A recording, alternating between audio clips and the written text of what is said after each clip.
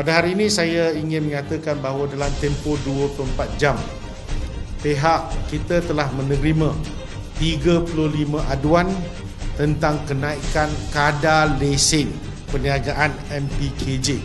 Kenaikan kadar lesen baru ini melibatkan 12 jenis perniagaan dan kita akan membuat perbandingan tahun 2013 dengan di 2014. Saya ingin mengatakan bahawa rata-rata ceramah yang telah dibuat oleh pembangkang, mereka asyik mengutuk pihak Barisan Nasional yang menyebabkan harga barang naik.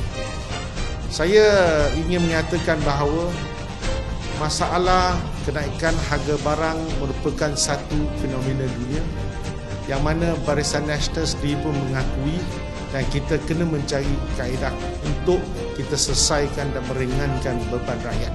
Itu kita tak ada denial syndrome, kita kena buat. Dan ini bukan sahaja perlu dibuat oleh pihak kerajaan pusat. Bagi mereka yang memerintah dari peringkat kerajaan negeri, saya rasa mereka juga tidak terkecuali daripada membantu supaya tidak menyumbang kepada kadar ataupun harga barang yang kian naik. Untuk perniagaan menjual kereta terpakai, dulu RM390, kini kadar 2014 sampai RM1,490, kenaikan sebanyak RM1,100, 282%. Kedua, kedai motosikal, dulu RM260, sekarang RM810, kenaikan 212%. Kedai kunci dulu RM150, sekarang RM400, iaitu kadar kenaikan 167%. Kedai membaiki kenderaan 150 menjadi 400, 167%. Tukang jahit, dan dia kenakan kadar dulu 268, kadar lesen baru adalah RM708. Pendandan rambut 150, sekarang RM390, iaitu kenaikan 160%. Industri simen dulu RM450, sekarang RM1000, jumlah 122%. Ini membuat alat soleh 750 menjadi RM1,300, kenaikan 73%. Kilang membuat makanan sejuk beku 1,211 naik kepada RM2,061, kadarnya 70%.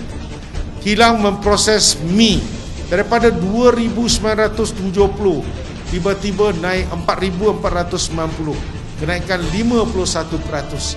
Farmasi 260 naik pada 380, 46% kenaikan.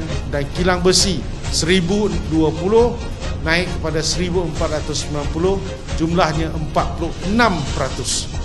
Saya ingin mengatakan di sini, kalau masih lagi Anwar Ibrahim tak berubah, dia masih lagi merupakan penasihat ekonomi negeri Islam, ya. Dan saya satu ketika saya dengar mereka kusyuk mengatakan bahawa macam-macam mereka dapat menguruskan ekonomi, tidak membebankan rakyat. Saya juga dengar pemimpin DAP seketika merasmikan konvensyen DAP di Johor. Dia kata, kerajaan Pakatan Rakyat tak sewenang-wenangnya dan tidak akan menaikkan kadar lesen dengan cukai pintu. Tetapi ini semua tidak sama dengan apa yang berlaku, ya, di peringkat bawah ini. Jadi saya ingin mengatakan bahawa kita kena bongkarkan perkara ini, dan saya mahu supaya Pakatan Rakyat jawab kenapa, ya, mereka membuat perkara ini dan sehingga membebankan pengusaha, dan akhirnya ialah pengundi akan menanggung kos. Ini adalah satu perkara yang perlu dijawab oleh Pakatan Rakyat.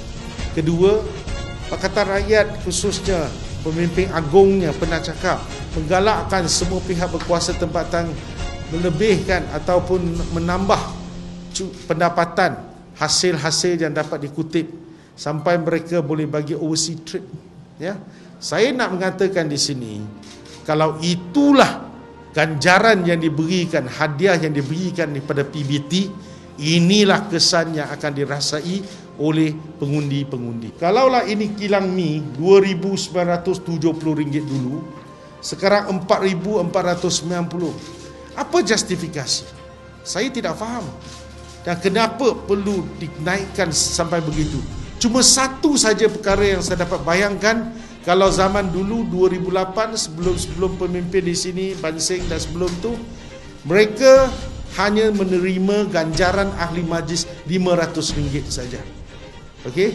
Sekarang semua ahli majlis Perbandaran Kajang menerima RM1,500 tambah dengan pembantu, tambah dengan allowance pusat hikmat RM4,000 lebih.